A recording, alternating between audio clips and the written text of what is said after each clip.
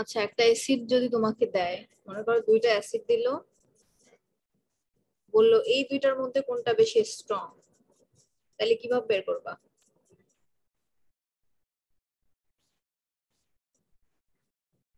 দুইটাই strong acid, but দুইটার মধ্যে কোনটা বেশি স্ট্রং, এরকম কোশ্চেন আসলে তখন কিভাবে অ্যান্সার করবা? হাসিব, এই দুইটার মধ্যে কোনটা বেশি স্ট্রং?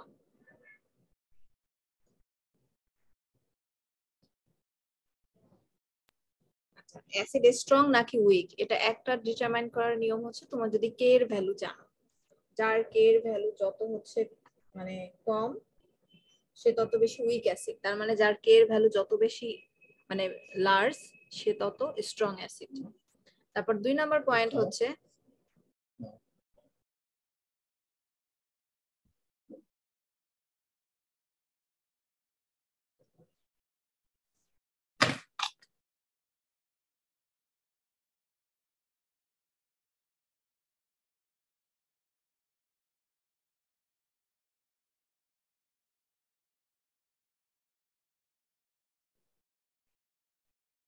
আচ্ছা, এরপরে পরের পয়েন্ট হচ্ছে তোমার যদি নেগেটিভ আয়ন থাকে ওই অ্যাসিডের মধ্যে, যেমন এখানে এটাও দেখো তুমি অ্যানায়ন হবে, এটাও নেগেটিভ আয়ন, এটাও নেগেটিভ আয়ন। এরকম যদি নেগেটিভ আয়ন থাকে তাহলে নেগেটিভ আয়নের সাইজের উপরে ডিপেন্ড করবে। এটা হচ্ছে গেল 2। তারপরে 3 নম্বর হচ্ছে অক্সিডেশন নাম্বার। অক্সিডেশন নাম্বার যেটার মানে হচ্ছে জারণ সংখ্যা, অক্সিডেশন নাম্বার। এরপরে হচ্ছে size of the central atom, size of central atom মানে তোমার মাঝখানে বা সেন্ট্রালে যে অ্যাটমটা থাকবে তার সাইজ। আর এরপরে হচ্ছে সলভেন্টের প্রকৃতি। তো এইগুলা লাগবে না, তুমি যদি এই 3টা পয়েন্ট হচ্ছে জানতে পারো তাহলে তুমি বলতে পারবা যে কোনটা স্ট্রং অ্যাসিড কোনটা week acid.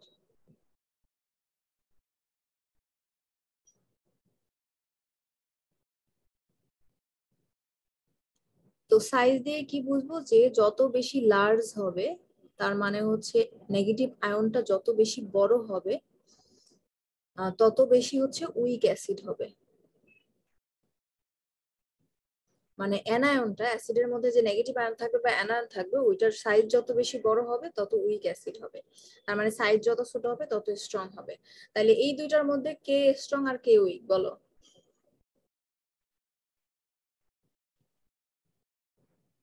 Hydrochloric hydrogen chloride.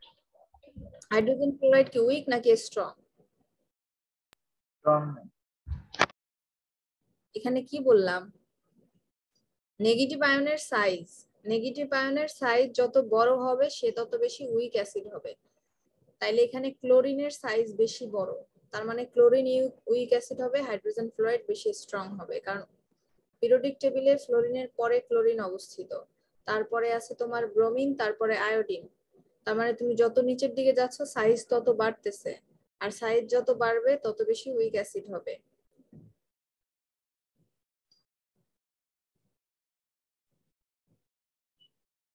এরপরে হচ্ছে জারণ সংখ্যা বা অক্সিডেশন নাম্বার।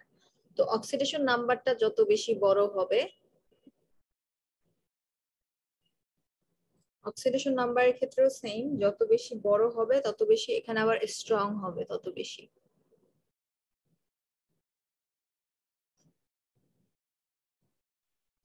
এখন এখানে একটা এক্সাম্পল দেই, যেমন তুমি সালফিউরিক অ্যাসিড আর নাইট্রিক অ্যাসিড, এই দুইটার মধ্যে কে বেশি স্ট্রং বলো তো?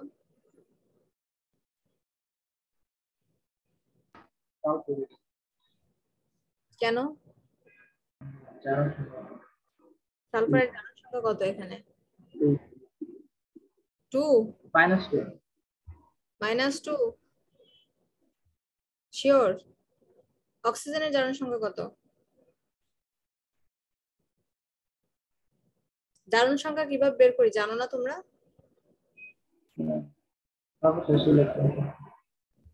কোন একটা কম্পাউন্ডের মধ্যে যদি একটা এলিমেন্টের জারণ সংখ্যা বের করতে হয় তাহলে কিভাবে বের করি? এগুলো ল্যাবে অক্সিডেশন রিডাকশন রিঅ্যাকশন পড়ছো তো, পটাশিয়াম ডাইক্রোমেটে ক্রোমিয়ামের জারণ সংখ্যা কত? ক্রোমিয়ামের জারণ সংখ্যা কত এখানে? অক্সিডেশন নাম্বার কত? এগুলো কিছুই পারো না? কি পড়ালেখা করো তোমরা? কোনো কিছু জারণ সংখ্যা বের করার হচ্ছে মলিকিউলের জারণ সংখ্যা 0 হবে।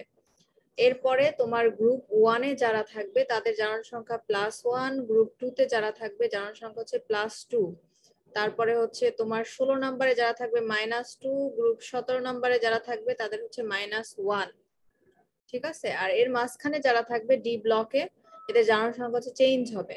পটাশিয়াম আছে গ্রুপ 1 এ, তার মানে একটা পটাশিয়ামের যদি +1 হয়, দুইটা পটাশিয়ামের +2। এরপরে তুমি ক্রোমিয়ামেরটা বের করবা, জানো না। আর অক্সিজেনেরটা, যেহেতু অক্সিজেন আছে তোমার 16 নম্বর গ্রুপে, তার মানে অক্সিজেন সালফার এদের জারণ সংখ্যা -2। একটার জন্য -2 হলে 7টার জন্য হবে -14। তাইলে এখানে ক্রোমিয়ামের কত আসে? কত ম্যাডাম ক্রোমিয়াম 2x হইব না এখানে? ক্রোমিয়াম কত আসবে জারণ সংখ্যা? তুমি 2 madam minus minus +6 madam. Minus, +6 তাহলে আন্দাজে আন্দাজে কইতাছে। ম্যাম চেঞ্জ হলে যোগ বিয়োগও পারো না তোমরা? মানে এখন ভাবসাব দেখে মনে হইতেছে তোমরা যোগ বিয়োগ করতে পারতেছো না। 14 থেকে 2 বাদ দিলে থাকে 12, 12 রে 2 দিয়ে ভাগ দিলে হয় 6, তা বলো 2 কেমনে? তাহলে এখানে অক্সিজেনের 4টার জন্য -8, আর হাইড্রোজেন যেহেতু গ্রুপ 1 এ তার মানে +1, দুইটার জন্য +2। এখানে সালফারের কত হবে বলো? যেহেতু ম্যাডাম 1 আছে 6 মানে 6 হবে, +6 +6 হবে। +6 হবে। তাহলে +2 কেন বলছিলাম? আর নাইট্রোজেনের কত বলো? নাইট্রোজেনের 6 ম্যাডাম থেকে 1 +5 গেলে 7 +5 +5 +5। এখন দুইটার মধ্যে কে বেশি অ্যাসিড হবে? বেশি আছে।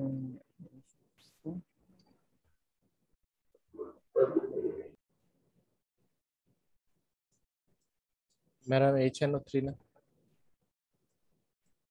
যার জারণ সংখ্যা যত বেশি হবে সে তত ও সরি স্ট্রং ম্যাডাম, অ্যাসিড হবে। সালফার। জি ম্যাডাম H2SO4।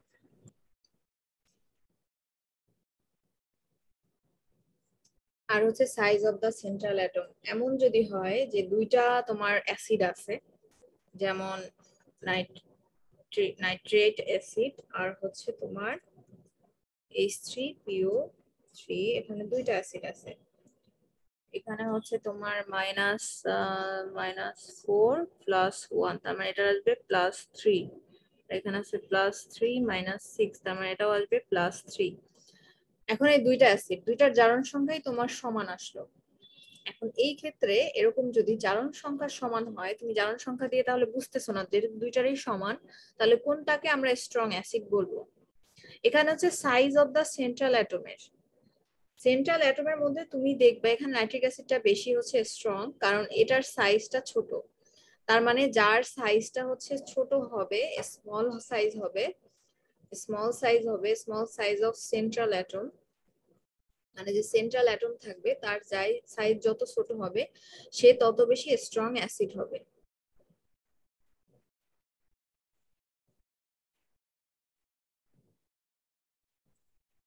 বুঝতে পারছো?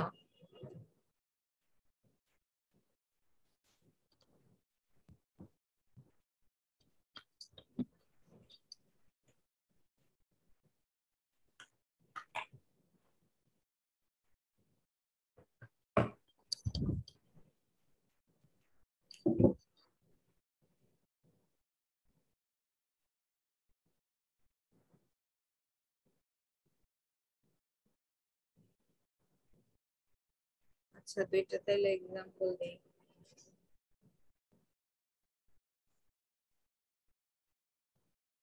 এই দুইটা অ্যাসিডের মধ্যে কোনটা স্ট্রং?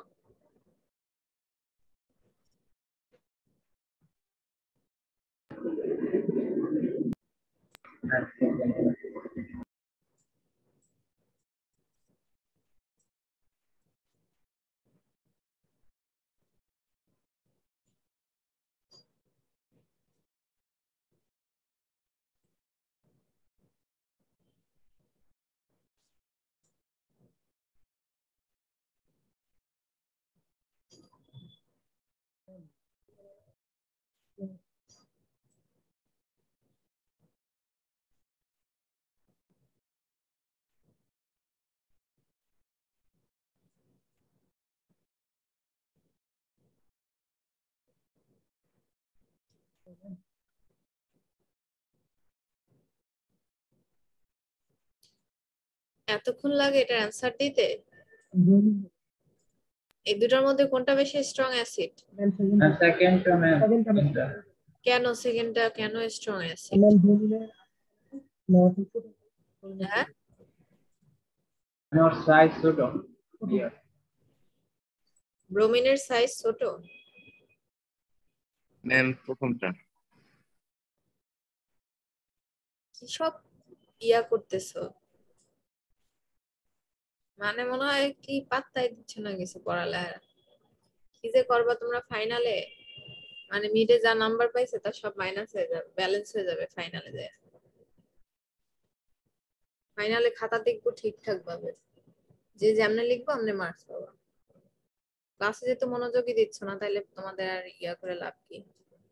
প্রথমেই তো এখানে বলছি যে যত নিচের দিকে যাইতে থাকে গ্রুপ বরাবর সাইজ তত বাড়তে থাকে। এটা তো আগের মিডের আগের পড়া।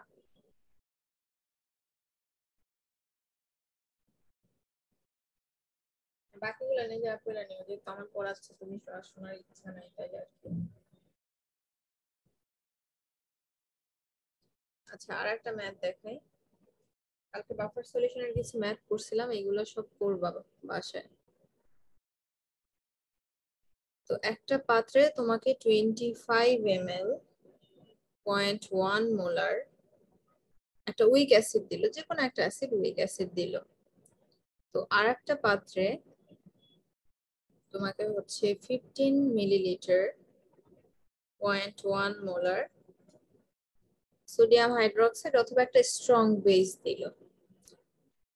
এটা হচ্ছে মনে করো এ, এটা বি। এখানে বললো তুমি এ আর বি এর মিক্সচার করবা, এরকম একটা দেয়া আছে। তো অপশন 1 হচ্ছে তোমাকে বললো ক্যালকুলেট দ্য পিএইচ।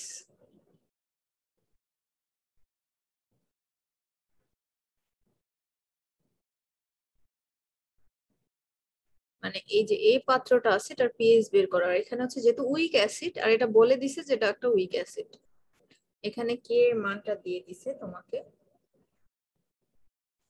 এই জিনিসটা দেয়া আছে। এরপরে বলছে if a small amount of HCl, মানে খুবই অল্প পরিমাণে HCl তুমি যদি অ্যাড করো in C, মানে এই পাত্রে যদি অ্যাড করো, তাহলে পিএইচ ভ্যালুর কি চেঞ্জ হবে কি হবে না। আমি পুরোটা লিখলাম না, মানে পিএইচ কি চেঞ্জ হবে কিনা এটা তোমাকে জিজ্ঞেস করছে। যদি হয় তাহলে কিভাবে হবে এক্সপ্লেইন করো, আর যদি না হয় সেটাও এক্সপ্লেইন করো। মানে তোমার অ্যান্সারটা তুমি এক্সপ্লেইন করো, সেটা ইয়েস লেখো বা নো লেখো। তো এরকম কোশ্চেন আসলো। এখন এর পিএইচ কিভাবে বের করবো বলো, কালকে এগুলো করাইছিলাম। দ্রবণ তৈরি করলে এটা তো একটু ই হবে। উইক অ্যাসিডের পিএইচ বের করি কিভাবে বলো?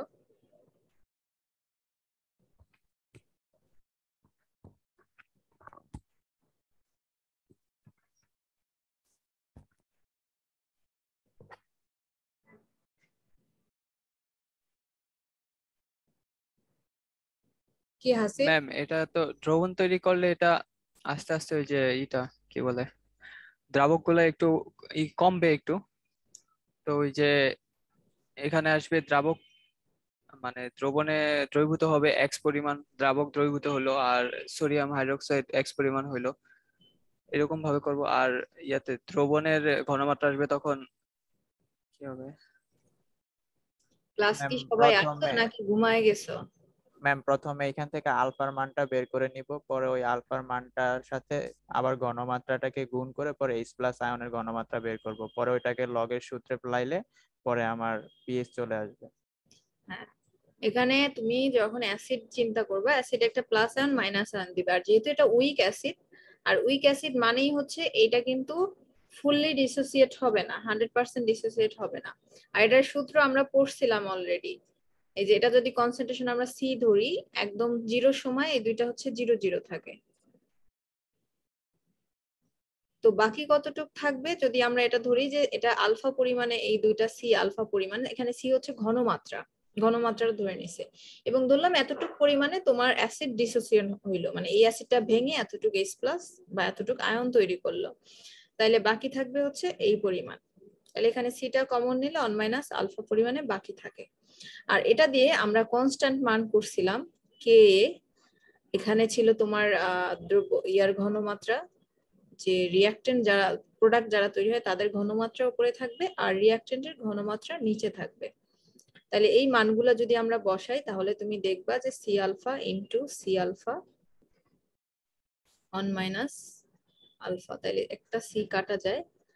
আর এখানে ধরছিলাম যে আলফার যেহেতু ডিসোসিয়েশন, ডিগ্রি অফ ডিসোসিয়েশন এটার ভ্যালু অনেক কম, তো এত কম দেখে এই মানটা ইকুয়াল টু আমরা হচ্ছে 1 ধরতে পারি, মানে এটাই রাখতে পারবো। তো এই কারণে এটা আমরা K A equal to C alpha square লিখতে পারি। তো এখানে কিন্তু কে এর ভ্যালুটা আমাদের জানা আছে, আমাদের যেটা লাগবে আমরা যদি এখানে এই জিনিসটার মান জানতে পারি তাহলে আমরা, আর ঘনমাত্রা অ্যাসিডের তো দিয়ে দিছে, এখানে হচ্ছে 0.1, সি ইকুয়াল টু 0.1, তার মানে আলফার মানটা যদি আমরা জানতে পারি ওটার সাথে 0.1 গুণ দিলেই কিন্তু আমাদের হাইড্রোজেন আয়নের ঘনমাত্রাটা আমরা পেয়ে যাব। ঠিক আছে, অথবা তুমি যদি এক্স দিয়ে করতে চাও সেটাও করতে পারো, এখানে এক্স ধরলা ওভাবেও করতে পারো, একই অ্যান্সার আসবে। তো এরপরে আমাদের যেহেতু কে এর মান দেয়া আছে 1.8 ইন্টু 10⁻⁻⁴, আর এখানে এই আলফার মানটা মূলত আমাদের লাগবে। তো এভাবে করে এখান থেকে কিন্তু আলফার মানটা তুমি বের করে ফেলতে পারবা। ঠিক আছে, আর সি এর মান আমি হচ্ছে 0.1, কারণ আমাদের হচ্ছে এই যে ঘনমাত্রা যেটা অ্যাসিডের এটা কিন্তু দেয়া আছে, এই কারণে 0.1 ধরতে পারছি। তো আলফার মান থেকে তুমি কি করবা, তুমি কিন্তু হাইড্রোজেন আয়নের ঘনমাত্রাটা বের করে ফেলতে পারবা। তাইলে ওই হাইড্রোজেন আয়নের ঘনমাত্রাটাই তুমি তোমার পিএইচ এর যে সূত্র আছে এখানে বসাই দিবা। এখানে সরাসরি আমরা এই মানটা বসাইতে পারছি না কারণ এটা উইক অ্যাসিড, তাই। তো এইভাবে করে তুমি পিএইচ, উইক অ্যাসিডের পিএইচ বের করে ফেলতে পারবা। এরপরে নেক্সটে যাই।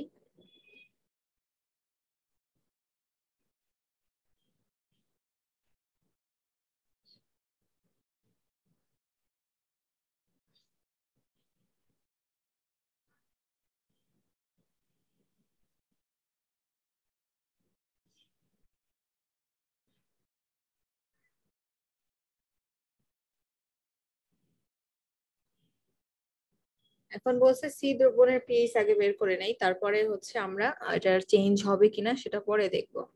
তো হেন্ডারসন হ্যাসেলবার্গের যে সূত্রটা ছিল ওখানে ছিল pH equal to pK plus log, উপরে ছিল অ্যাসিড, না উপরে ছিল সল্ট আর নিচে ছিল তোমার অ্যাসিড, সল্টের ঘনমাত্রা আর নিচে ছিল অ্যাসিডের ঘনমাত্রা। তো এটার সাথে তুমি এটা মিক্স করবে। এখন দেখো একটা উইক অ্যাসিডের সাথে যখন একটা স্ট্রং বেজ তুমি অ্যাড করবা, সেটা যে কোনো স্ট্রং বেজ হোক না কেন, স্ট্রং বেসটা যেহেতু ও স্ট্রং তার মানে ও ফুললি ডিসোসিয়েট হবে, তার মানে ও ফুললি হচ্ছে তোমার সোডিয়াম আয়ন আর হাইড্রোক্সাইড আয়ন ফুললি আয়ন দিবে এবং পুরাটাই বিক্রিয়া করে ফেলবে। বাট এটা এখানে যে হাইড্রোজেন আর তুমি মাইনাস আয়ন যেটা পাচ্ছ এটার সাথে এটা তো পানি হবে আর এটার সাথে একটা সল্ট তৈরি করবে, এরা দুইজন মিলে, কিন্তু অ্যাসিড তো পুরাটা বিক্রিয়া করবে না, কিন্তু বেস ফুললি বিক্রিয়া করবে। তো বেস আছে কতটুকু 15, তো 15-র সাথে ও কই করবে 15 ml অ্যাসিড বিক্রিয়া করবে, বাকি আরো 10 ml অ্যাসিড কিন্তু রয়ে যাবে। তো 15 ml অ্যাসিড শুধু তুমি বিক্রিয়া করাইতে পারবা কারণ এটা উইক অ্যাসিড, ফুলটা তো বিক্রিয়া করবে না। 0.1 মোলার অ্যাসিড হচ্ছে বিক্রিয়া করবে কার সাথে, 15 মিলিলিটার 0.1 মোলার বেজের সাথে, যেহেতু বেজ এতটুকু তোমার দেয়া আছে, তার মানে 15-র সাথে 15 অ্যাসিডই বিক্রিয়া করবে। তো বিক্রিয়া করে এখানে সল্ট তৈরি করবে আর হচ্ছে প্লাস, তো সল্টও কিন্তু ওই যতটুকু পরিমাণ আছে অতটুকুই তৈরি হবে সল্ট, কারণ এখানে এটার সাথে এটা বিক্রিয়া করে ফেলে, কারণ এখানে তো পুরোটা করে নাই, 10 ml তো বাকি রয়ে গেছে। তো 15 ml সল্ট তৈরি করবে, কত মোলার, ওই সেম অ্যামাউন্টই তৈরি করে ফেলবে, এত মোলার সল্ট তৈরি করবে আর সাথে হচ্ছে পানি তৈরি করবে। তো এই হচ্ছে তোমার রিঅ্যাকশন পুরাটা। তো এখানে যদি অ্যাসিডের নাম দিয়ে দিত অ্যাসিটিক অ্যাসিড বা সোডিয়াম হাইড্রোক্সাইড, তখন আমরা এখানে সোডিয়াম অ্যাসিডেট লিখতাম, এখানে হচ্ছে পানি লিখতাম। তো আমাদের লেফট ওভার কতটুকু রয়ে গেল, আমাদের 10 ml কিন্তু অ্যাসিড রয়ে গেল সলিউশনে, এতটুকু অ্যাসিড রয়ে গেল। তার মানে সি সলিউশনটাই কি হবে, সি সলিউশনে হবে তোমার 10 ml অ্যাসিড থাকবে যেটা একটা উইক অ্যাসিড, আর সাথে থাকবে হচ্ছে 15 মিলিলিটার বেস, সরি বেস না, বেস তো সব বিক্রিয়া করেই ফেলবে, সল্ট আর কিছু পানি থাকবে। এইটাই কিন্তু এটা কি হইলো তাইলে, বাফার সলিউশন হইলো একটা, তাই না? বাফার সলিউশনে জানি আমরা একটা উইক অ্যাসিড আর ওই উইক অ্যাসিডের সল্টের মিক্সচারটাকে আমরা মূলত বাফার সলিউশন বলি। তো এই বাফার সলিউশনের মধ্যে তুমি যদি অল্প পরিমাণে হাইড্রোক্লোরিক অ্যাসিড অ্যাড করো, এখানে বলছে স্মল অ্যামাউন্ট, কারণ এটা পিএইচ চেঞ্জ করবে না। কেন পিএইচ চেঞ্জ করবে না, কারণ তুমি যখন অ্যাসিড নিতেছো, অ্যাসিড হচ্ছে এইচএ ছিল, আর এখানে সল্ট তৈরি হয়, সল্ট মানে এ মাইনাস আয়ন তৈরি হচ্ছে। এখানে তুমি যখন এইচ প্লাস আয়ন অ্যাড করতেছো, দ্যাট মিন্স অ্যাসিড অ্যাড করতেছো, তখন এইচ প্লাসটা কি করবে, এইচ প্লাসটা এখানে যে মাইনাস আয়ন আছে, মাইনাসের সাথে ও বিক্রিয়া করে মানে আবার এই উইক অ্যাসিডটাই তৈরি করে ফেলবে। দ্যাট মিন্স এই হাইড্রোক্লোরিক অ্যাসিড অ্যাড করার পর পিএইচ এর যে চেঞ্জটা, ওই চেঞ্জটা তো আর এখানে হবে না। কেন হবে না, কারণ অল্প পরিমাণে অ্যাসিড যেটা তুমি অ্যাড করতেছো, তখন তোমার তো এখানে এই সল্ট যতক্ষণ থাকবে ততক্ষণ ও এই এইচ প্লাসটাকে নিউট্রালাইজ করে ফেলতে পারবে। সেম ভাবে আমরা যদি এখানে অ্যাসিড না বলে কোনো বেসও বলতাম, তখনও ও কি করতো, যেহেতু ওএইচ মাইনাস, তখন এই এখান থেকে একটা এইচ প্লাস আয়ন এটার সাথে বিক্রিয়া করে পানি তৈরি করে ফেলতো। এই কারণে কিন্তু এখানে পিএইচ যে বাড়ার বা কমার কথা, এখানে ওএইচ অ্যাড করলে পিএইচ হচ্ছে বেড়ে যাওয়ার কথা, আর এইচ প্লাস অ্যাড করলে পিএইচ কমে যাওয়ার কথা, কিন্তু এটা কমে না, কারণ এই দুইটাকে নিউট্রালাইজ করে ফেলে এই সলিউশনে। এই জন্যই বলছে স্মল অ্যামাউন্ট, যদি বেশি অ্যাড করি তখন তার ও যদি পুরাটাই বিক্রিয়া করে ফেলে তখন আর নিউট্রালাইজ করতে পারবে না। এখন পিএইচ বের করি আমরা, বাফার সলিউশনের পিএইচ বের করব মূলত। তো তোমরা সূত্রে দেখতেছো পিএইচ বের করার জন্য আমাদের যেটা যেটা লাগবে সেটা হচ্ছে পিকে এর ভ্যালু লাগবে, কোশ্চেনে কোথাও পিকে এর ভ্যালু দেয়া নাই। তারপরে ঘনমাত্রা লাগবে দুইটার, সল্টের ঘনমাত্রাও লাগবে আর তোমার অ্যাসিডের ঘনমাত্রাও লাগবে। কিন্তু তোমার অ্যাসিডের ঘনমাত্রা, ইনিশিয়াল অ্যাসিডের ঘনমাত্রাটা দেয়া আছে যে 0.1 মোলার, এটা কিন্তু বলছে যে এই অ্যাসিডটার ঘনমাত্রা, বাট এই অ্যাসিডটা তো বিক্রিয়া করছে অলরেডি, বিক্রিয়া করে এখানে সল্ট আর হচ্ছে পানি তৈরি করছে। তার মানে ওই বাকি যে অ্যাসিড আছে ওর ঘনমাত্রা তো এটাই থাকবে এমন তো আমরা বুঝতেছি না, কারণ এখানে পানি তৈরি হয়েছে, ঘনমাত্রা তো চেঞ্জ হয়ে যেতে পারে। তো ঘনমাত্রার সূত্র আমরা কি জানতাম, N/V। ভলিউমকে তুমি যদি নাম্বার অফ মোলস দিয়ে ভাগ করো তাহলে হচ্ছে তুমি ঘনমাত্রা পাবা। তো এখানে তুমি যদি সরাসরি মোলও ইউজ করো, দুই পাশে যে নাম্বার অফ মোলসটা ইউজ করো, সল্টের কত মোল ইউজ করছো আর অ্যাসিডের কত মোল ইউজ করছো, তাহলেও ম্যাথ হবে। কেন হবে, কারণ ভলিউম কিন্তু পুরো সলিউশনের সেম, পুরো সলিউশনে, তার মানে টোটাল কত ভলিউম নিয়ে তুমি কাজ করছো, 25 আর 15, টোটাল এত ভলিউম নিয়ে তুমি হচ্ছে কাজ করছো। তার মানে ওই টোটাল ভলিউমটাকে তুমি যদি হচ্ছে এখানে দুইটাই উপরে, এখানেও ভি থাকে এখানেও ভি থাকে, তাহলে ভি কাটা গেলে তোর ভলিউমটা আমার দরকার নাই, শুধু আমি মোল নিয়েই কাজ করতে পারি। তো শুধু যদি আমি এই কোশ্চেনে নাম্বার অফ মোলস বের করতে পারি কোনোভাবে, তাহলে ওইটাও যদি বসাই ঘনমাত্রার এখানে, তাও আমার ম্যাথ সেম রেজাল্টই আসবে। আগের দিনও পড়াইছিলাম। আর পি কে কিভাবে বের করি, পি কে বের করার সূত্র হচ্ছে মাইনাস লগ কে এ, এটা হচ্ছে সূত্র। আর কে এর ভ্যালু তো তোমার কোশ্চেনে দেয়া আছে, তার মানে মাইনাস লগ, তুমি যদি 1.8 ইন্টু 10⁻⁻⁴ এভাবে করো, রেজাল্ট যেটা আসবে ওটা এখানে বসাই দিতে পারবা। তো এখন আমাদের যেটা লাগবে সল্ট আর অ্যাসিডের নাম্বার অফ মোলস আমরা মূলত বের করবো। তো কত মোল বিক্রিয়া করার পরে, যে বাফার সলিউশন হওয়ার পরে কত মোল হচ্ছে থাকলো, অ্যাসিড কতটুক থাকলো আর হচ্ছে সল্ট কতটুক থাকলো, এটা মূলত আমরা এখন বের করব। তো তোমার অ্যাসিড আছে কতটুক, অ্যাসিড আছে কিন্তু 10 ml, যেহেতু 15 ml বিক্রিয়া করে ফেলছে, অ্যাসিড আছে 10 ml, আর তোমার বেস আছে তোমার কাছে 15 ml, কারণ তুমি দেখছো 15 ml সল্টের সাথে 15 ml অ্যাসিড যদি বিক্রিয়া করে তাহলে 15 ml সল্ট তৈরি করবে। তো 15 ml তোমার সল্ট আছে আর 10 মিলিলিটার হচ্ছে অ্যাসিড আছে। এখন তুমি যেটা বের করবে সেটা হচ্ছে নাম্বার অফ মোলস। তো তোমার মিলিলিটারকে এটার সাথে নাম্বার অফ মোলস এর সাথে তুমি যদি ইয়াটা গুণ দাও, সরি ভলিউমের সাথে তুমি যদি তোমার কনসেন্ট্রেশন যেটা আছে ওটা গুণ দাও, তাহলে তুমি নাম্বার অফ মোলস পেয়ে যাবে। তোমার ভলিউম কত 10, আর এটার সাথে গুণ দিবা, কারণ সি এর সূত্র কি ছিল, ঘনমাত্রার সূত্র ছিল N/V, তো V ইনটু সি করলে কিন্তু আমরা নাম্বার অফ মোলস পেয়ে যাব। তো 10 ml ইনটু দিব আমি হচ্ছে আমার 10 ml আমার ভলিউম, আর ইনটু দিব ঘনমাত্রা। তো আমাদের দেয়া ছিল কত? দেয়া ছিল হচ্ছে 0.1। আর এটা যেহেতু মিলিলিটার আর আমরা মোলারিটিতে ম্যাথ করতেছি, কারণ এখানে মোলার দেয়া, মোলারিটির ম্যাথকে কিন্তু ভলিউমকে সবসময় লিটারে কনভার্ট করতে হয়। তো এটাকে 1000 দিয়ে ভাগ দিতে হবে, কারণ আমরা এই 10 মিলিলিটারকে লিটারে কনভার্ট করতেছি। তো এখানে যে রেজাল্টটা আসবে এটা হচ্ছে নাম্বার অফ মোলস। তো এখানে রেজাল্ট আসে 0.001 এরকম রেজাল্ট আসবে। সেম ভাবে সল্টের জন্য যদি করি সেম ম্যাথ, এই 15-এর সাথে আমরা সল্টের যে ঘনমাত্রা 0.1 ওটা গুণ দিব। আর এই 15 মিলিলিটারের জন্য আমরা হচ্ছে 1000 দিয়ে ভাগ দিব, যেহেতু আমরা মোলারিটিতে ম্যাথ করতেছি। সেখানেও সেম 0.0015 এত নাম্বার অফ মোলস।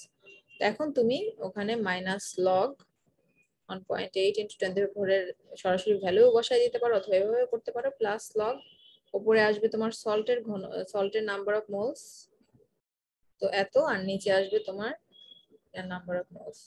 তো এই তো এইভাবে করে তুমি এখানে একটা রেজাল্ট পাবা পিএইচ যে কত আসছে। তো তারপর ওটা লিখে নিবা।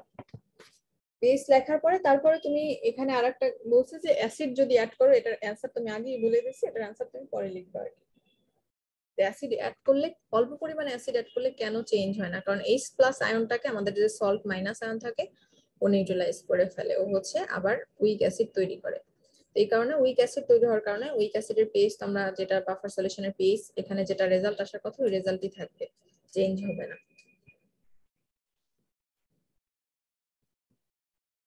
ম্যাথ কি বুঝতে পেরেছো? আমি একটা ম্যাথই করাবো, আর করাবো না কিন্তু। বুঝতে না পারলে আমাকে বলো, কারণ পরীক্ষায় এই সেম ম্যাথ আসবে এমন না, সিমিলার আসবে। কারণ এটা না বুঝতে পারলে তুমি এই ক্যাটাগরির ম্যাথ করতে পারবে না।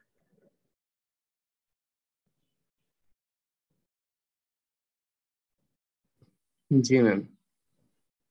তার মানে কি আমি ধরে নিব সবাই বুঝতে পারছো? কারো কি বুঝতে সমস্যা আছে? তাহলে বলো। ম্যাম, বলো। এখানে যদি আমার কাছে জানতে চাই যে পিএইচটা চেঞ্জ হবে কিনা, দুইটার সাথে যদি আমি যদি HCl যোগ করি, তাহলে কি আমাকে এই ম্যাথটা করে দিতে হবে পিএইচ বের করে? হ্যাঁ, হ্যাঁ, পেজ চেঞ্জ হবে কিনা ম্যাথটা করতে হবে। আচ্ছা, এটা একটা জিনিস আছে এখানে, যদি দেখা যায় তোমার ম্যাথটা 3 মার্কের থাকে তাহলে এই পিএইচ এর ম্যাথটুকু করার দরকার নাই। আর যদি দেখো এই ম্যাথটায় 5 মার্ক আছে তখন এই পিএইচটা করবা। ঠিক আছে, মার্কের উপরে ডিপেন্ড করে। আবার এখানে যদি স্মল অ্যামাউন্ট না বলে কোন একটা ভলিউম দিয়ে দিত, যে এখানে 1 মোলার আমি সালফিউরিক অ্যাসিড বা হাইড্রোক্লোরিক অ্যাসিড অ্যাড করছি, তো তুমি দেখো তোমার অ্যাসিড আছে এখানে 0.1, যে সল্টটা তৈরি হইলো সেই সল্ট হচ্ছে 0.1 মোলার, তার থেকে তুমি বেশি মোলার অ্যাসিড অ্যাড করছো, তখন কিন্তু আর পিএইচ সেম থাকবে না, তখন পিএইচ চেঞ্জ হয়ে যাবে। আবার অ্যামাউন্ট যদি বলে দেয়, তেমন তোমার সল্ট আছে 15 মিলিলিটার ছিল, তাই না? 15 মিলিলিটার তোমার কি 15 মিলিলিটার অ্যাসিডকে নিউট্রালাইজ করতে পারবে, বা এতটুকু, এর থেকে এই 15 থেকে কম অ্যাসিড যদি তুমি অ্যাড করো, মনে করো 1 ml, তাহলে তোমার এটা বাফার সলিউশন থাকবে, পিএইচ চেঞ্জ হবে না। বাট তুমি 15 বেশি চলে গেলেই, এটাকে ক্রস করে ফেললেই তখন কিন্তু পিএইচ চেঞ্জ হয়ে যাবে, তখন তোমাকে বলতে হবে আর কি এটা।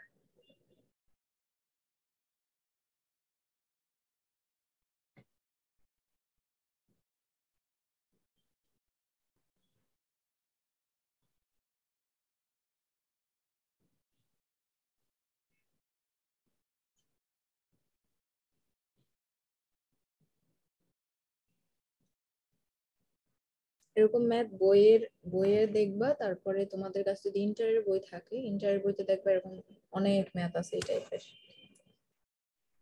আমি যে বইয়ের সফট কপি দিছি ওখানে বইয়েও আছে, প্লাস বইয়ের যে লাস্টে যে কোশ্চেন গুলো থাকে ওখানে দেখবে এরকম ম্যাথ আছে। আর ইন্টারের বই কারো কাছে থাকলে বাকিদের একটু ছবি দিও, ইন্টারের বইতে আরো সুন্দর করে এক্সপ্লেনেশন দেওয়া আছে এই ম্যাথগুলোর।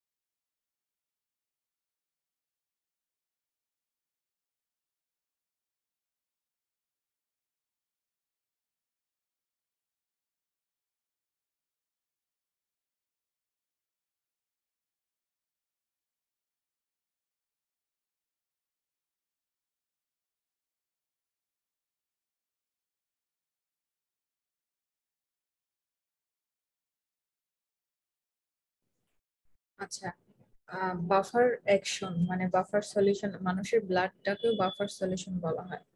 তো ব্লাড কিভাবে বাফার সলিউশন হিসেবে কাজ করে?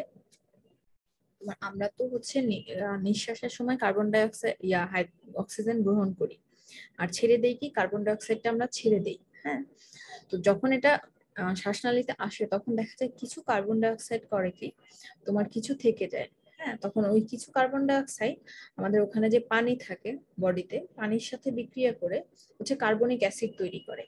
মূলত এটা এটা তৈরি করে। তো ওখানে একটা S+ আয়ন থাকবে, আর হচ্ছে অ্যাসিডেতে আয়ন পজিটিভ নেগেটিভ আয়ন থাকবেই। তো এটা তৈরি করে। তো এটাই কিন্তু হচ্ছে পুরা এনজাইমের যে ফাংশন গুলা বা ব্লাডের যে বাফার, এইটা আমাদের দরকার। এবং ব্লাডের যে পিএইচটা মেইনটেইন করা 7.4 বলি আমরা, মানে 7.3 থেকে 7.5 পর্যন্ত, এক্স্যাক্টলি এটাও এরকম ভ্যালু বললেও হবে।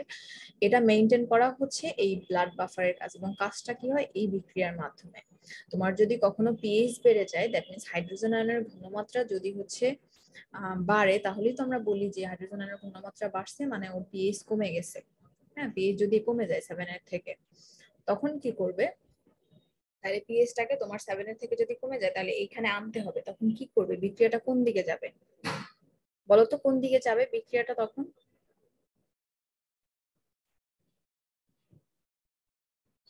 আমি কি পড়াচ্ছি, কেউ কি শুনতেছো না পড়া? জি ম্যাম। মনে তো হয়, মনে হয় একটু ডান শুনতেছো না। দিকে যাবে। তোমার যদি এই জিনিসটা বেড়ে যায়, এখানে হাইড্রোজেনের ঘনমাত্রাটা বাড়ে, মানে এই জিনিসটা যদি বাড়ে, তাহলে কোন দিকে যাবে বিক্রিয়াটা? পেছনে মানে ব্যালেন্স করতে পিছনে যাবে। ব্যালেন্স করতে পেছনে যাবে, কারণ হাইড্রোজেনটা যদি বাড়ে তাহলে পিএইচটা তো আমার এখানে কমে যাচ্ছে 7.4 থেকে, তখন তো আমার ব্লাডের বাফার মেইনটেইন হচ্ছে না। হ্যাঁ, তখন তো আমার ফাংশন গুলাও চলবে না, বডি আর চলবে না। তার মানে এই হাইড্রোজেনটা কমাইতে হবে। তো কমাইতে হইলে এটা কোন দিকে যাবে? পেছনের দিকে যাবে। পেছনের দিকে যাবে, তখন আরো বেশি কার্বন ডাই অক্সাইড তৈরি হবে। তখন তুমি শ্বাস মানে আরো বেশি জোরে জোরে নিঃশ্বাস ছাড়লে, মানে কার্বন ডাই অক্সাইডকে শরীর থেকে বের করে দিতে হবে। আর যদি এমন হয় পিএইচটা বেড়ে গেছে, 7.4 থেকে বেড়ে গেছে মানে এই জিনিসটা কমে গেছে, মানে এটা কমে গেছে। তো এটা কমলে এটা আবার আগের অবস্থায় আনতে হবে। তখন কি হবে? একটু মানে যদি ধরে রাখি, শ্বাসটাকে ধরে রাখি, মানে কার্বন ডাই অক্সাইডকে বের করতে না দেই, তখন ও আবার পানির সাথে বিক্রিয়া করে নতুন করে আবার হাইড্রোজেন তৈরি করবে। তো হাইড্রোজেন যখন আগের অবস্থায় আবার চলে আসবে, তখন পিএইচটা আবার আগের অবস্থায় নেমে যাবে, মানে 7.4 এ চলে আসবে। তো এই হাইড্রোজেন আয়ন যখন কমে যাবে তখন মানে পিএইচ বেড়ে যাবে, হাইড্রোজেন আয়ন যখন বেড়ে যাবে তার মানে পিএইচ কমে যাবে। কারণ পিএইচ মানেই হচ্ছে যত হাইড্রোজেন আয়ন বেশি থাকবে তত হচ্ছে তোমার পিএইচ কম হবে, যত হাইড্রোজেন আয়নের সংখ্যা কম থাকবে তত পিএইচ বেশি থাকবে। মানে হাইড্রোজেন আয়নের সাথে পিএইচ হচ্ছে ব্যস্তানুপাতিক।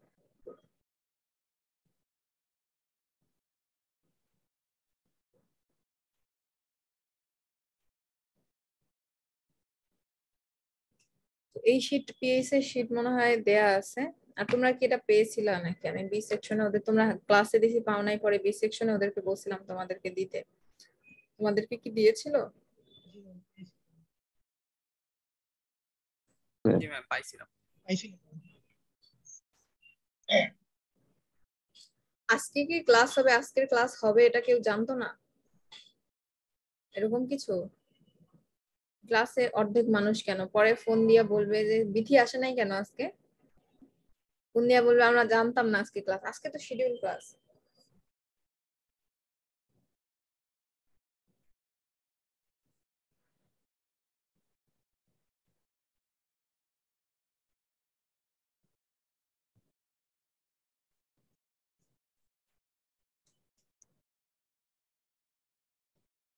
আচ্ছা, আমরা মূলত এখন কেমিক্যাল ইকুইলিব্রিয়াম চ্যাপ্টার পড়বো, না নেক্সট চ্যাপ্টার? তোমরা সিটির ডেট দাও নাই? তোমরা সিটি দিবা কবে? অন্য দুই সেকশন সিটির ডেট অলরেডি দিছে। বি সেকশনের ওরা সিটি দিবে হচ্ছে তোমার 18 তারিখ। তোমরা 18 তারিখ দিয়ে দাও। 18 তারিখ দিবা ক্লাস টেস্ট? সিলেবাস কি? সিলেবাস হচ্ছে আগের ক্লাসে যা পড়াইছে। আগের ক্লাস বলতে এই গতকালকের ক্লাসের আগের ক্লাসে ফুয়েল সেল পর্যন্ত, মানে সলিউশন আর ইলেকট্রোকেমিস্ট্রি।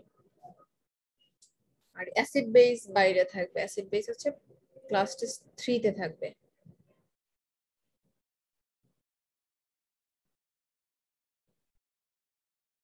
18 তারিখ হচ্ছে তোমার আজকে 11 তারিখ, মানে পরের সোমবারে। কারণ ঈদের পরে তোমরা ক্লাস পাবা আর মাত্র 2টা।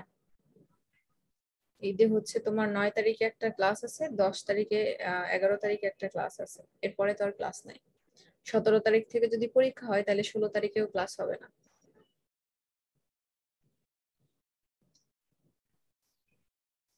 দেয়া যায়, আমরা ওই যে সিআর এর সাথে আর অন্যান্য স্টুডেন্টের সাথে কথা বলে জানাই দিই আজকে রাতেই।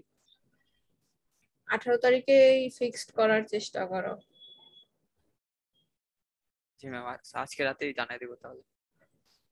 সিটি 9 18 তারিখে দেওয়া যায়। ক্লাস হবে হচ্ছে 28 তারিখ পর্যন্ত, বুঝতে পারছো?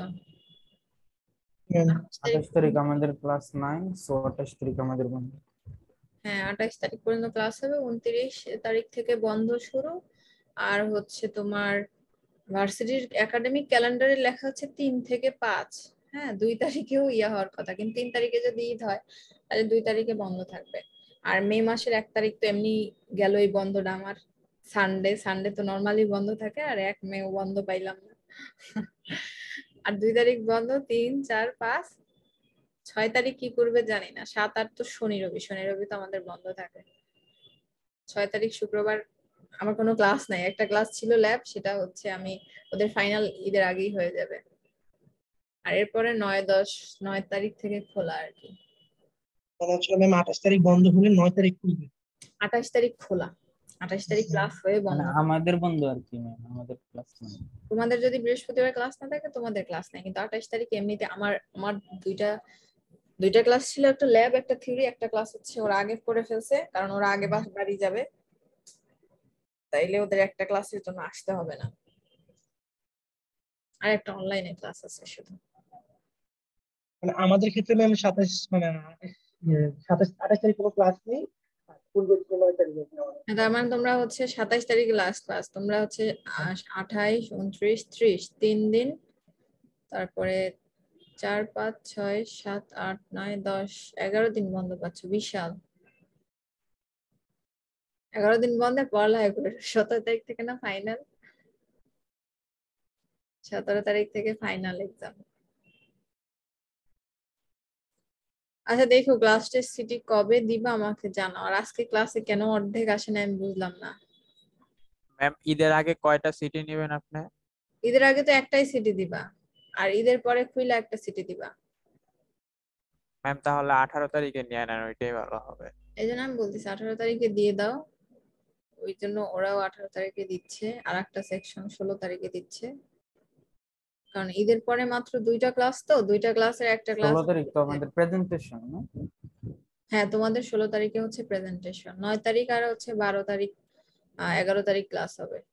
তো 11 তারিখ বুধবারে হচ্ছে সিটি 3 দিবা, মানে ওপেন হওয়ার সেকেন্ড ক্লাসে আর কি, বুধবার 11 তারিখ, 11 মে ওই দিন হচ্ছে সিটি 3 দিবা।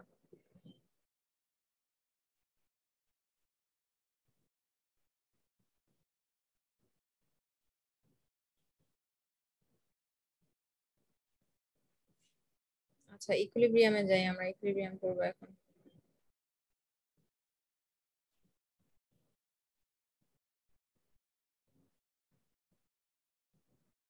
তো রাসায়নিক সাম্যাবস্থা কাকে বলে বলো দেখি। রাসায়নিক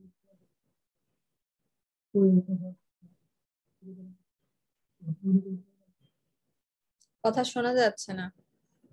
ম্যাম যে সকল রাসায়নিক বিক্রিয়ায় বিক্রিয়কের উৎপাদ যে হারে যদি সেটা ব্যাকওয়ার্ডে যদি সেই হারে হয়, তখন সেটাকে বলা হবে রাসায়নিক সাম্যাবস্থা।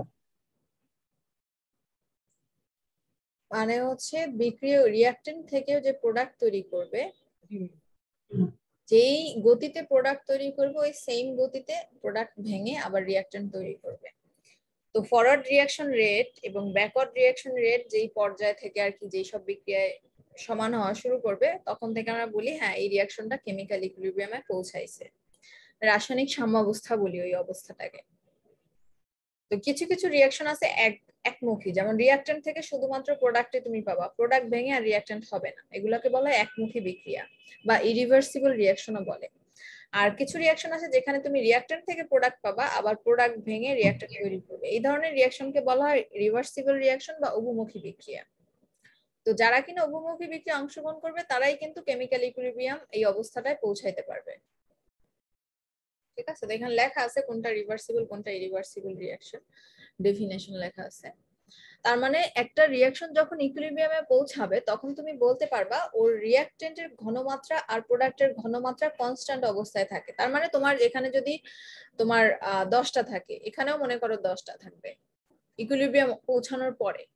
তো এখান থেকে যদি দুইটা ভেঙে, মানে এখান থেকে 8টা হয়ে যায়, দুইটা ভেঙে এখানে যদি 12টা হয়, ওই এক্সট্রা যে দুইটা ওইটা আবার করবে কি, ও আবার ভেঙে এখানে আরো দুইটা তৈরি করবে, মানে এখানে আবার সেই 10টায় চলে যাবে।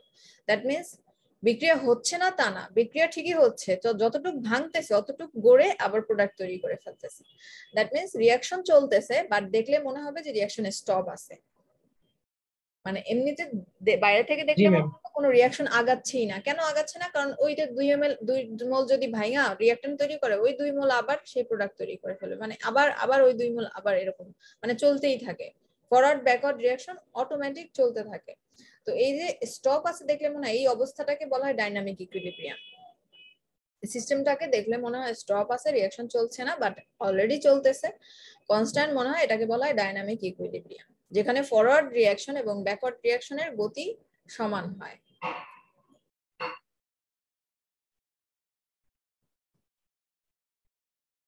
তো যেমন এখানে একটা তোমাকে গ্রাফ দিয়ে দিছে যে বেগুনি কালার, এটা থেকে রিঅ্যাক্ট্যান্ট বুঝাইছে আর এটা হচ্ছে তোমার প্রোডাক্ট। প্রথম দিকে তো রিঅ্যাক্ট্যান্টের পরিমাণ অবশ্যই বেশি থাকবে, কারণ রিঅ্যাক্ট্যান্ট নিয়ে তুমি কাজ শুরু করতেছো।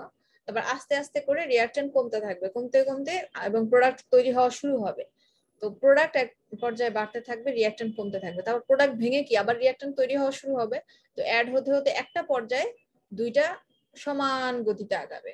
যেই গতিতে তোমার প্রোডাক্ট ভাঙে রিঅ্যাক্ট্যান্ট তৈরি হবে, ওই সেম গতিতে, মানে দুটা প্যারালালি চলবে, দুটা সেম হয়ে যাবে, লেভেল সেম হয়ে যাবে। তো এই অবস্থাটা কি বলা হয় মূলত রাসায়নিক সাম্যাবস্থা বা কেমিক্যাল ইকুইলিব্রিয়াম। তো কেমিক্যাল ইকুইলিব্রিয়ামের জন্য আমাদের আরেকটা যেটা পড়তে হবে সেটা হচ্ছে রেট ল, যেটাকে আমরা রেট ল বলি আর কি। তো রেট ল কি, যে এ যেই হারে তোমার বিক্রিয়া করে বি তৈরি করতেছে, বিও আবার ওই হারেই তো ইয়া তৈরি করতেছে। তুমি যে রেট ল যদি লিখতে চাও তাহলে এই রিঅ্যাকশনের রেট মানে হচ্ছে গতি, হ্যাঁ, রিঅ্যাকশনের রেট তুমি যদি ধরো যে D A by DT, DT হচ্ছে এখানে সময়ের সাথে সাথে এর পরিমাণ আস্তে আস্তে কি করবে, সময়ের সাথে সাথে এর পরিমাণ কিন্তু কমে যাবে, আর বি এর পরিমাণ সময়ের সাথে সাথে বাড়তে থাকবে। তো একটা পর্যায়ে এ এর পরিমাণ আর বি এর পরিমাণ সেম হয়ে যাবে। তো সময়ের সাথে সাথে এ কি হচ্ছে, ডিক্রিজ হচ্ছে, তার মানে এ মানে সমানুপাতিক চিহ্ন যদি দেই, তো এ আস্তে আস্তে কি হবে, ডিক্রিজ হবে। তো সমানুপাতিক চিহ্ন উঠায় দিয়ে তুমি যদি হচ্ছে একটা কনস্ট্যান্ট মান নাও ডিটি, এখানে সমান উঠাই দিয়ে একটা কনস্ট্যান্ট মান নাও, এখানে এ দাও, যেহেতু তুমি এর সাপেক্ষে হচ্ছে রেট লিখতেছো, আর এখানে মাইনাস হবে। মাইনাসটা কেন হবে, এই মাইনাসটা দিছি যেহেতু কারণ সময়ের সাথে সাথে এ কমে যাচ্ছে, দ্যাট মিন্স ডিক্রিজ হচ্ছে, এই কারণে এখানে মাইনাসটা দিছি। সেম ভাবে বি এর জন্য লিখলে ডিবি বাই ডিটি, এখানে সমান কে বি হবে, যেহেতু বি এর সাপেক্ষে আমরা লিখতেছি, আর এখানে হবে বি, আর বি এর আগে কোনো মাইনাস হবে না, প্লাস হবে, প্লাস দিলেও হয় না দিলেও হয়, কারণ সময়ের সাথে সাথে বি এর পরিমাণ বাড়তেছে। তো একটা পর্যায়ে কি হবে, এই যে এটা যদি তুমি ইকুয়েশন 1 ধরো আর এর কাছে যদি ইকুয়েশন 2 ধরো, ইকুয়েশন 1 আর 2 সেম হবে, দ্যাট মিন্স এ এর পরিমাণ আর বি এর গতি তো একই হবে, এই কারণে এ বি সমান হবে।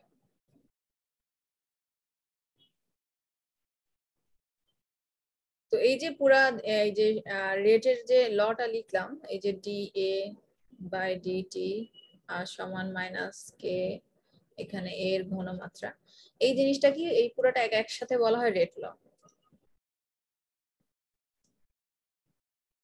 তো এখানে একটা গ্রাফ দেখা যাচ্ছে, গ্রাফটা দেখো, এখানে সময় দিছে এই বরাবর টাইম, আর এই বরাবর হচ্ছে কনসেন্ট্রেশন। তো এটা তোমার যদি তুমি রিঅ্যাক্ট্যান্ট ধরো, রিঅ্যাক্ট্যান্টের কনসেন্ট্রেশন তো একদম অনেক বেশি থাকবে, আর এটা প্রোডাক্টের কনসেন্ট্রেশন অনেক কম থাকবে বা জিরোতে থাকবে একদম রিঅ্যাকশনের শুরুতে। আস্তে আস্তে রিঅ্যাক্ট্যান্ট কমতেছে, আস্তে আস্তে কি করতেছে, প্রোডাক্ট বাড়তেছে। তো একটা লেভেল পরে যখন কেমিক্যাল ইকুইলিব্রিয়াম বা সাম্যাবস্থায় পৌঁছাবে, তখন দুইটা মানে সমান গতিতে আগাচ্ছে। তো এখানে আর কি এর সাপেক্ষে রেট লিখছে, যেটা ওখানে বুঝাইলাম। সেম ভাবে সেকেন্ডটা দেখো rate of formation, that means B যেহেতু ফর্ম হচ্ছে তাই বি এর রেট। একটা পর্যায়ে এই যে কে এটা আর এটা সেম হয়ে যাবে। কেন? কারণ সাম্য অবস্থায় পৌঁছানোর পরে অ্যাট ইকুইলিব্রিয়াম পৌঁছানোর পর দুইটার গতি তো সমান, তাহলে এটা ইকুয়াল টু এটা আমরা লিখতে পারি, তো এইভাবে করে লিখতে পারি।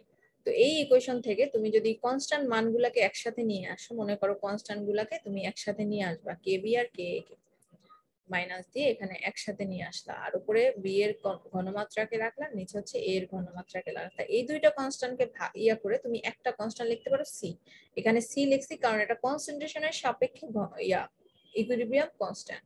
উপরে থাকবে প্রোডাক্টের ঘনমাত্রা আর নিচে থাকবে হচ্ছে রিঅ্যাকট্যান্ট যেটা আছে তোমার রিঅ্যাক্টেন্টের ঘনমাত্রা।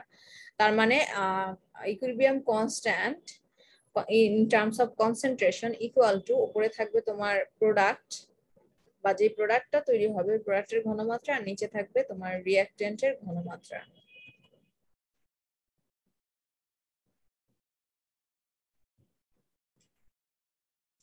তো এখানে আরেকটা আছে কোশ্চেন আছে, দেখো the change in concentration with time, মানে টাইমের সাথে সাথে, এখানে টাইম এদিকে যাচ্ছে এদিকে হচ্ছে concentration, for reaction water plus carbon monoxide, এখানে এরকম ডাবল বহুমুখী sign, equal to hydrogen gas তৈরি হবে আর কার্বন ডাইঅক্সাইড গ্যাস তৈরি হবে, সবগুলাই গ্যাস, পানীয় গ্যাস, সবগুলা গ্যাসীয় অবস্থায় বিক্রিয়া হচ্ছে এবং বিক্রিয়াটা অবশ্যই ক্লোজড ভেসেলে হইতে হবে।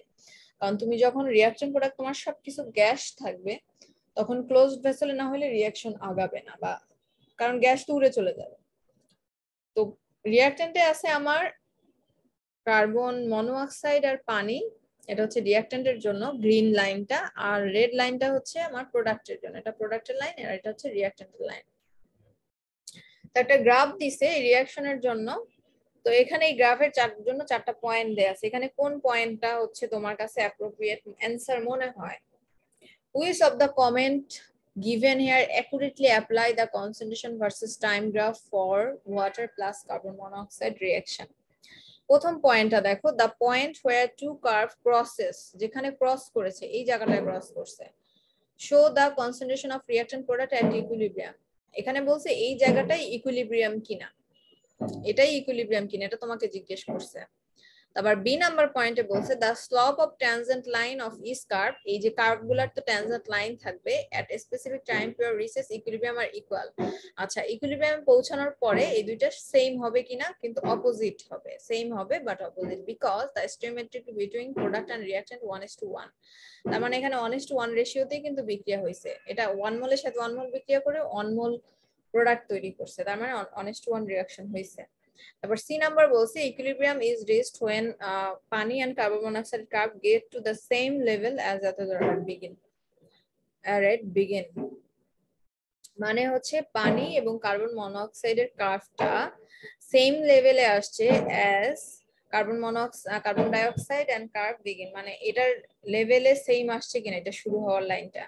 তারপর ডি নাম্বার বলছে the slope of tangent line both curve particular time indicate that reaction fast। আচ্ছা, এটার স্লপ দিয়ে তুমি এই রিঅ্যাকশন ফাস্ট নাকি স্লো এটা বুঝতে পারো কিনা, এটা হচ্ছে তোমার 4 নাম্বার অপশন। এই রিঅ্যাকশনের ট্যানজেন্ট রিঅ্যাকশনের লাইনের যে স্লপ এই কার্ভ দুইটার এই স্লপ দিয়ে তুমি বুঝতে পারো কিনা রিঅ্যাকশন ফাস্ট নাকি স্লো, কোন অপশনটা হবে?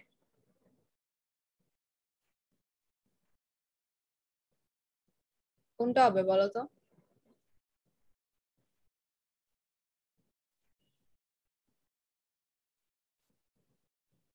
আচ্ছা, আমি পড়াই, তোমরা কি কেউ পড়া ক্লাসে শুনো না নাকি?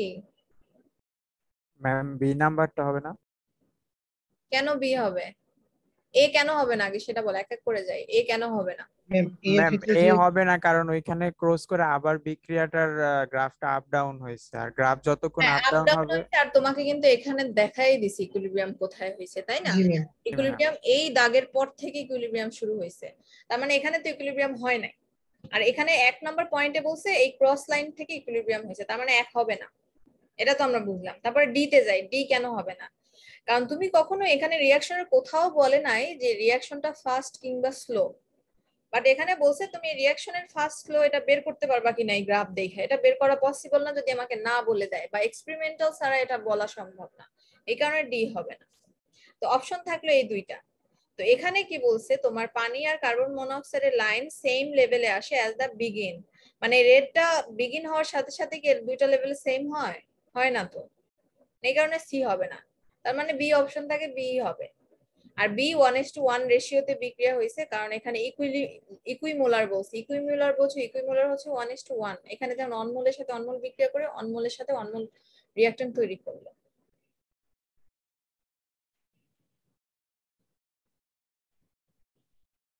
আর একটা জিনিস দেখো, এখানে বলছে যে তোমার the slope of tangent line to is curve at specific time period reaching equilibrium. এই ইকুইলিব্রিয়ামে পৌঁছানোর পরে দুইটা কিন্তু দেখো সমান হয়েছে, এটাও স্ট্রেট লাইন, এটাও স্ট্রেট লাইন। তার মানে এখানে আর কোনো ওঠা নামা হয় নাই, মানে ওঠা নামা করে নাই কার্ভ দুইটা। তো এটা ট্যানজেন্ট লাইন তো সেমই আসবে, মানে সিমিলার আসবে। এখানে বলছে অপোজিট আসবে কিন্তু সেম আসবে, যেহেতু দুইটাই সরল রেখা তার মানে সেম আসবে। এই কারণে অপশন বি হচ্ছে আমাদের অ্যান্সার। তো এরপরে আমরা দেখি পরে আরেকটা, এর এখানে কি দিচ্ছে, একই কথা।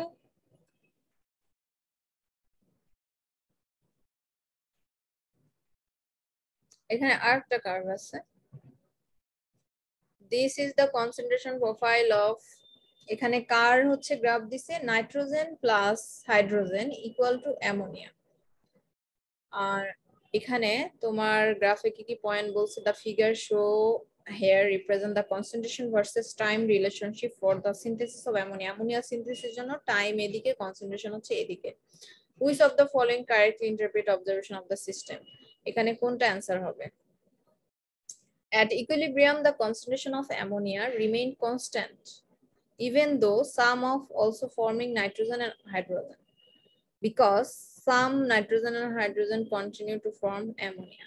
এখানে বলছে ইকুইলিব্রিয়াম, মানে এই যে ইকুইলিব্রিয়ামটা তোমাকে বলে দিছে কোন জায়গায়, ইকুইলিব্রিয়ামে পৌঁছানোর পরে অ্যামোনিয়া রিমেইনস কনস্ট্যান্ট, অ্যামোনিয়াটা কনস্ট্যান্ট থাকবে তাই বলছে।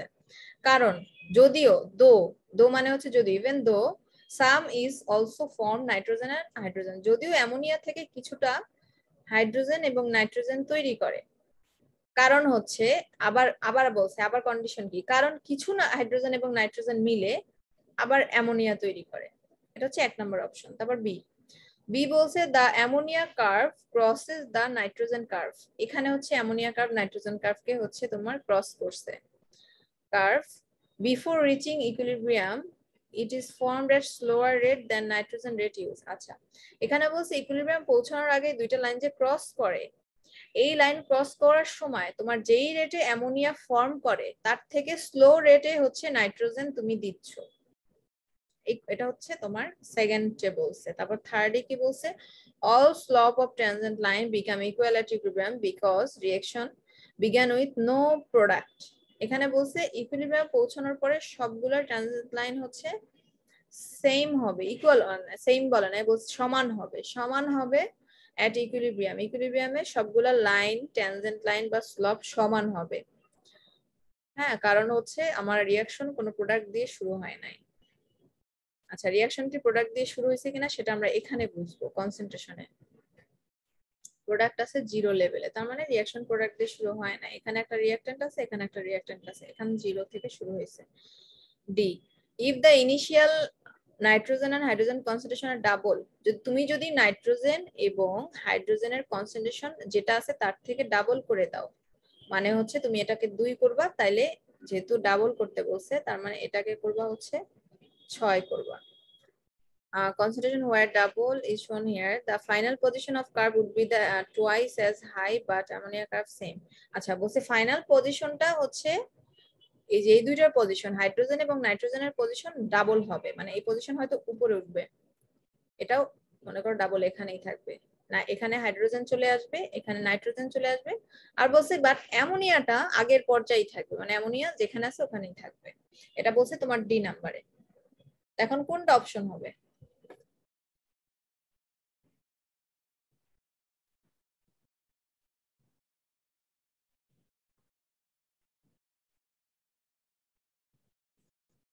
কোনটা হবে বলো তো?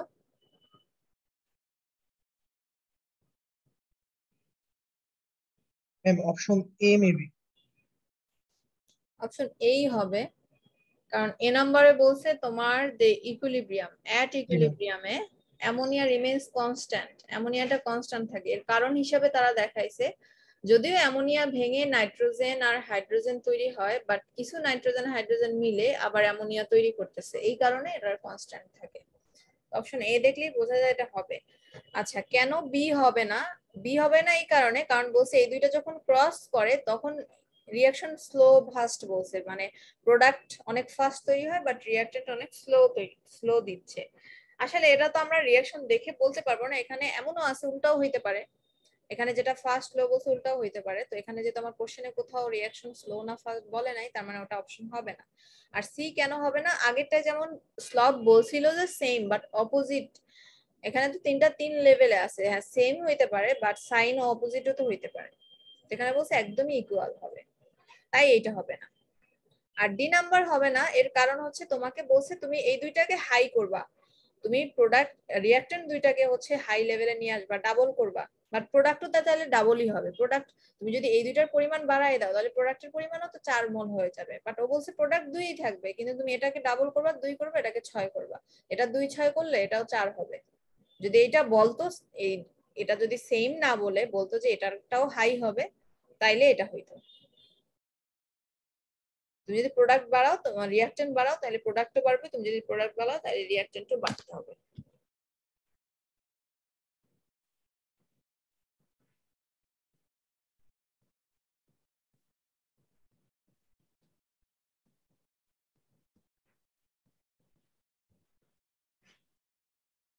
আচ্ছা, এরপরে তো ক্লাস আছে।